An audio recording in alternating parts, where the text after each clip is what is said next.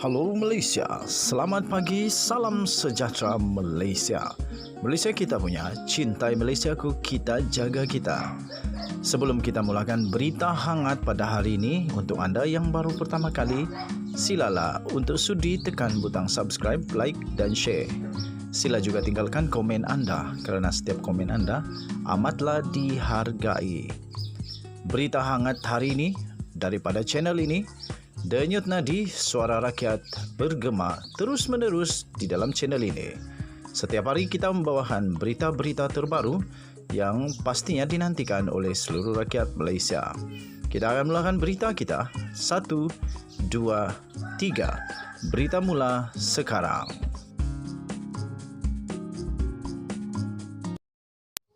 Salam sejahtera Malaysia.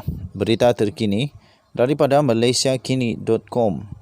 Bertarikh 28 September 2022. Bertajuk RM2.23 bilion ringgit Malaysia dimasukkan ke akaun Najib oleh syarikat berkait Jolo Putra Faisal. Berita penuh Kes 1MDB.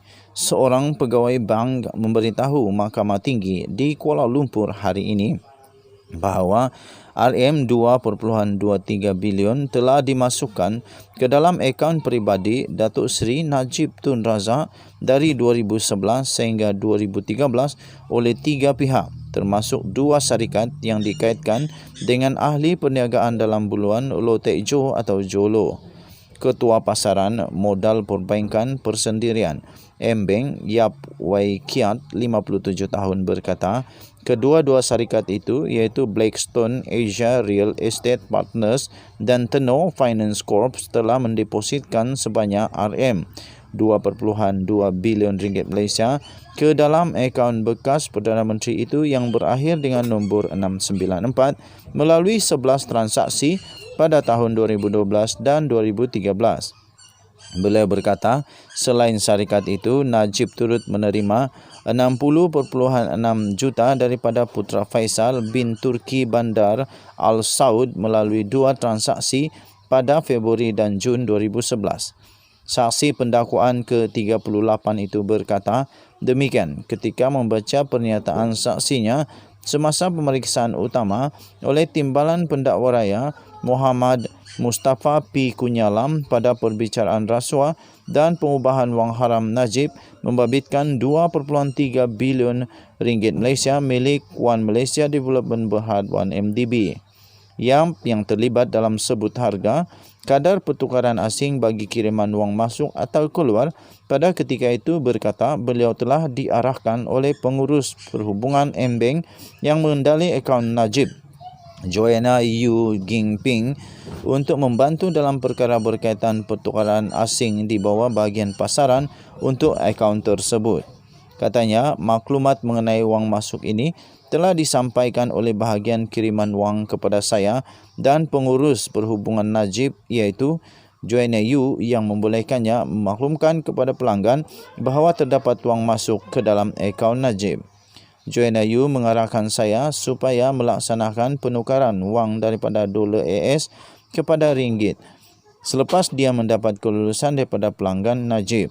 Selepas itu, jabatan saya melakukan apa yang perlu dengan memasukkan data yang berkaitan ke dalam sistem yang dipanggil MURAX di mana pertukaran dilakukan mengikut kadar yang dipersetujui seperti dalam kontrak. Kemudian, pihak saya menghubungi bahagian kiriman wang dan memaklumkan nombor kontrak dan kadar pertukaran. Berkenaan dengan transaksi ini, jabatan saya bertindak mengikut arahan oleh Joanna Yu kepada saya selepas dia menerima arahan daripada pelanggan, jelasnya. Najib, 69 tahun, berdepan 4 pertuduhan menggunakan kedudukan beliau untuk memperoleh rasuah berjumlah 2.3 bilion daripada dana 1MDB Funds dan 21 pertuduhan pengubahan wang haram membabitkan jumlah yang sama. Perbicaraan di hadapan Hakim Datuk Colin Lawrence Sekura bersambung esok. Kita jumpa lagi. Denyut nadi suara rakyat terus bergema di channel ini. Bye-bye Malaysia.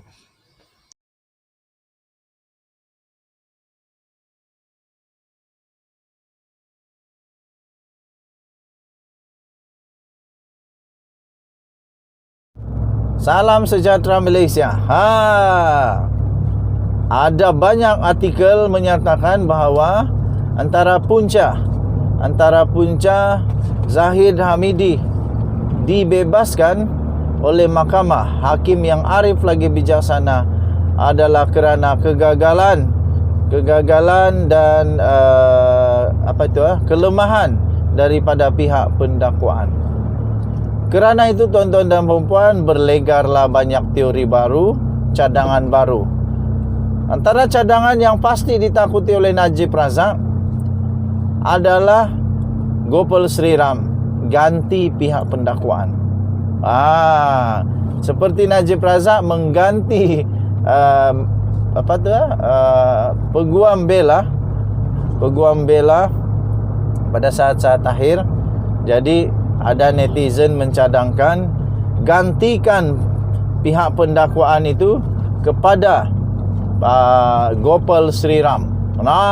Gopal Sri Ram yang telah berjaya di dalam kedua-dua kes, iaitu Najib Razak dan Rosmah Mansur.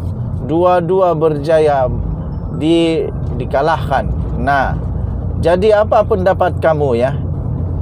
Pertama, pendapat kamu, adakah boleh Gopal Sri Ram gantikan pihak pendakwaan ini? Pertama, kalau boleh,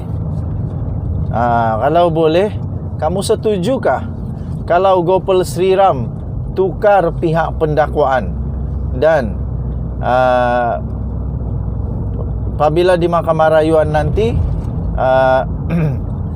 seterusnya ialah Gopal Sri Ram yang membuat tim baru. Itu yang pertama. Kedua, apa perasaan Zahid Hamidi kalau Gopal Sri Ram ganti jadi ketua pendakwaan? Di sinilah tidak tahu macam mana. Jadi kalau Gopal Sri Ram yang tukar, saya fikir Zahid Hamidi akan juga bertindak seperti Najib Razak, seperti Rosmah Mansur yang mati-matian berulang-ulang kali mahu supaya Gopal Sri Ram digugurkan daripada kes. Jadi tuan-tuan dan puan-puan yang dihormati sekalian, saya fikir adalah menjadi satu yang amat menjadi mimpi buruk ngeri bagi Zahid Hamidi kalau Gopal Sri Ram dan pasukan Gopal Sri Ram yang berjaya memastikan Najib Razak daripada Mahkamah Tinggi sampai Mahkamah Persekutuan kalah. Begitu juga dengan Rosmah Mansur, di Mahkamah Tinggi dia juga kalah. Okey. Jadi adakah Gopal Sri Ram akan mengambil tindakan untuk bertindak sebagai pendakwaan? Kita nantikan bersama-sama, sebab itu baru teori dan cadangan daripada netizen. Saya tiada masalah, siapapun hantam saja. Yang penting hakim adalah arif, bijaksana. Apapun keputusannya memang terbaik. Dia punya alasan penghakiman tadi pun memang sangat-sangat logik. Sangat betul lah, sangat betul. Jadi tuan-tuan dan puan-puan yang dihormati sekalian, hormati keputusan mahkamah, hormati keputusan hakim, jangan meroyan. Waktu menang seronok, sekali kalah meroyan habis. Hentam itulah, hentam ini. Tapi waktu menang, mana? Okey, kita jumpa lagi. Denyut nadi Suara Rakyat bergema di channel ini. Bye-bye.